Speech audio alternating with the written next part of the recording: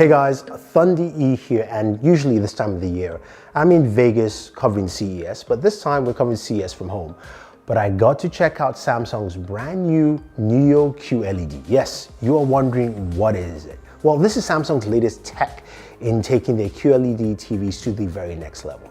Now, if you're new in the channel, make sure you hit the subscribe button and of course like this video and hit the notification bell.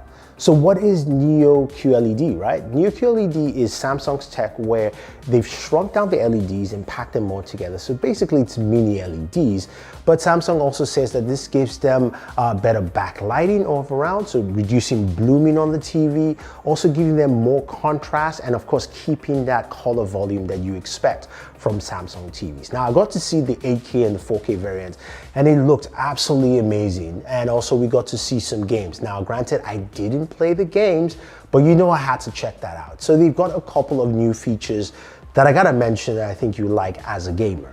So the very first thing is that the 8K versions will have more than one HDMI 2.1 ports. I don't know how many, but it's definitely more than one. Multiple ports is what they said. The 4K variant will only have one HDMI 2.1 port. That is not confirmed, but that is what I am hearing also, at least that's what I was told.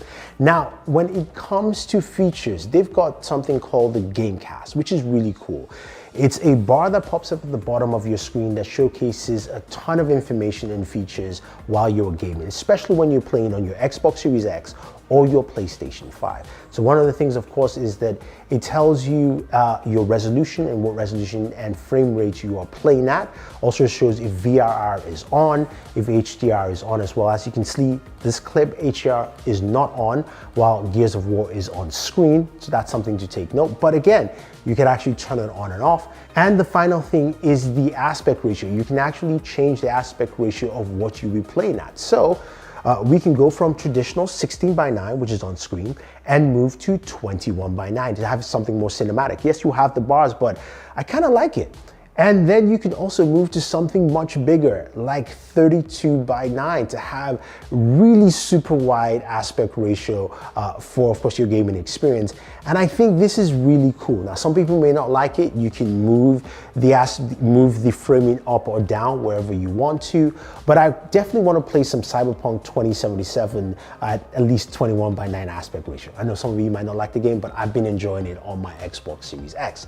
Now, the other feature that I do like, and they've added a ton of features on this TV, besides all just the tech behind the TV, is the addition, of course, of boosting up Samsung SmartThings. Now, SmartThings does a lot more with talking with all your Samsung devices at home, which is really great. But there's also the Samsung Smart Trainer. So the training software allows you to select different trainers that you can use, but you can also connect your webcam, allowing you to do the workouts with the trainer. Yes, you can jump around and do your squats or your jumping back jacks on your own, but it actually tracks and matches your workouts so that it knows you're physically doing the jumping jacks and you're physically doing the squats. Can we say Xbox Connect here? Because literally this is what Microsoft was trying to do. But we can do it on our TVs, especially with the brand new Samsung NEO QLED. Now that's a pretty cool feature, and there's also a bunch of other features using that webcam. You can also use Google Duo. You can use the Microsoft suite of software. You can easily, of course, connect decks to your TV. So there's a bunch of stuff you can do. Now another thing with this new TV is the brand new remote.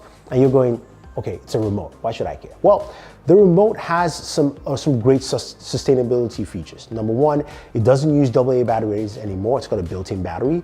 You can charge the battery via USB Type-C, thank God for that. And you can also charge it with a solar panel at the back of the TV. And you're going, really? Yes, it charges with your indoor lighting in your house, your apartment, your room, wherever you are indoors, you can charge it. And one charge will last you a whole year. You have to charge it once and that's it. That is absolutely amazing. I love that. It saves on battery, it saves on charge time, just saves on a lot of things in general. Now, this is not the only innovations that Samsung had this year with their TV line, and I can't wait to check it out.